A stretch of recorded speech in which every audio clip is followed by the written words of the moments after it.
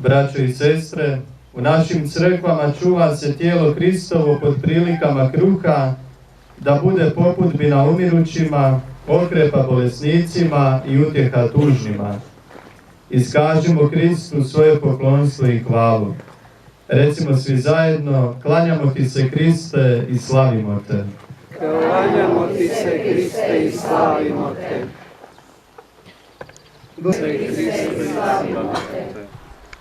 Gospodine, beskrajnu si nam ljubav darovao, nek nam zapali srce, da vjerujemo da ti se klanjamo i da te uvijek dostojno primamo, koji živiš i kraljuješ u vijeke vjekova.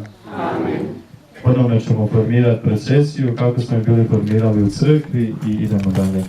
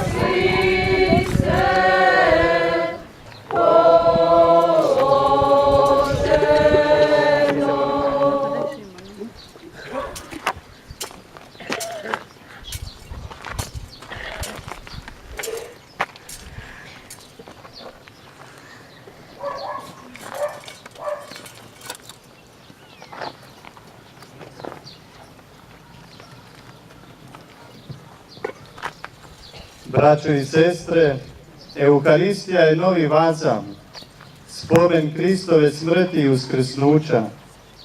Kada je Krist slavno prešao s ovoga svijeta k Otcu, njoj je stari židovski vazam bio navještaj i priprava.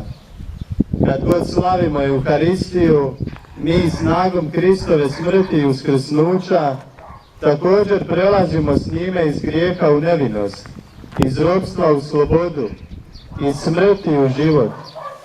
Oslobođeni Kristovim vazmom, prinesimo mu dostojnu hvalu.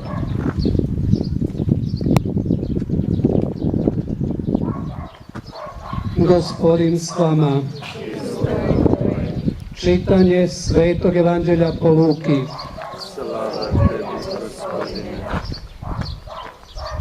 Kad dođe dan beskvasnih kruhova, u koji je trebalo žrtvovati Pasku, posla Isus Petra i Ivana i reče: hajdete pripraviti nam da blagujemo Pasku.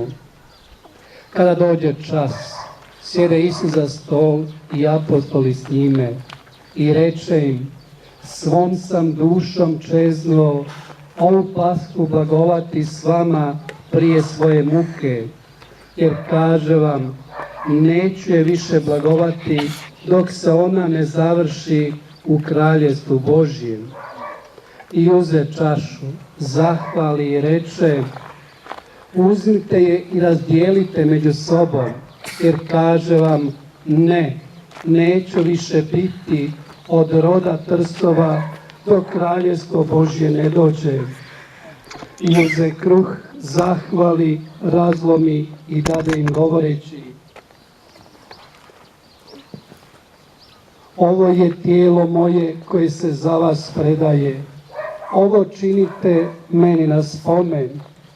Tako i čašu, pošto večeraše, govoreći: ova čaša novi je savez u mojoj krvi, koja se za vas proljeva. A riječ Gospodnja. Hvala tebi, Hriste. Hvali duša moja, hvali duša moja.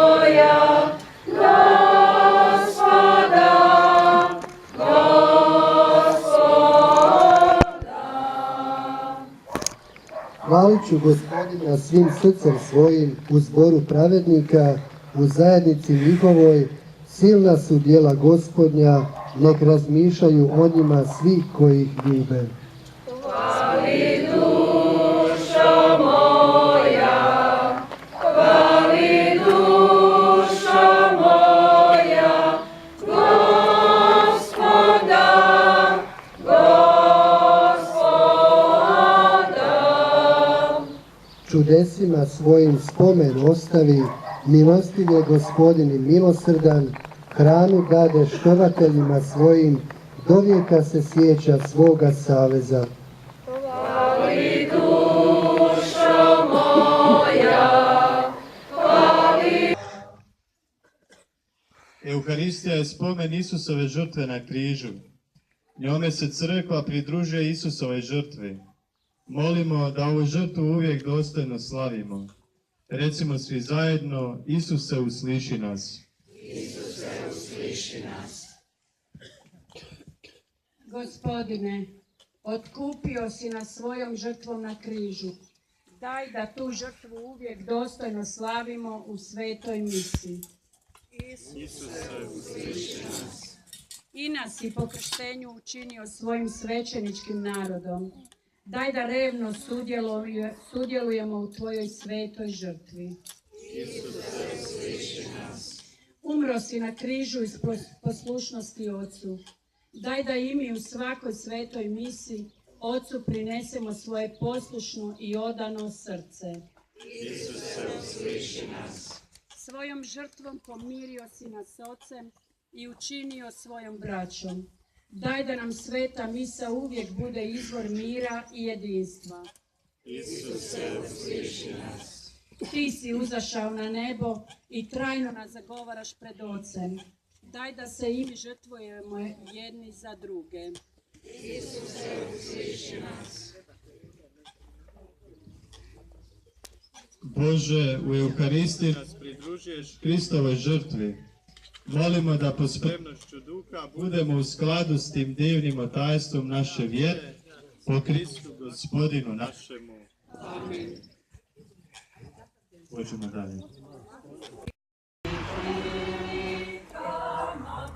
Srce kuca, ja sam s vama.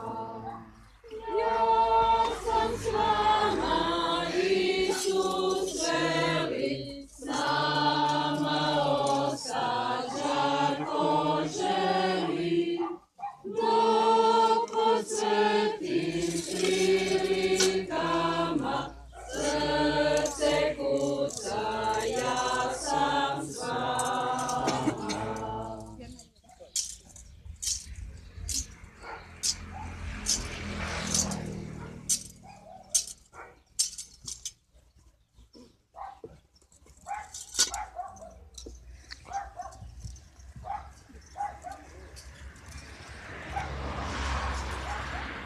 Braćo i sestre, Euharistija je gozba tijela i krvi Kristove. Ona nas najuže sjedinjuje s Kristom, te nam pričasnim dodirom iz njegovog proslavljenog tijela dolazi božanski život koji nas već sada pripravlja za puno dioništvo u Kristovu životu po uskrsnuću tijela. Ona nas povezuje međusobno. Po jednome kruhu tijela Kristova svi koji ga blagujemo postajemo jednim tijelom. I ova pobožnost upućuje nas na pričast tijela i krvi Kristove. Zato i štujemo tijelo Kristovo, da bismo ga dostojno blagovali, te po njemu postali jedno s Kristom i jedno međusobno.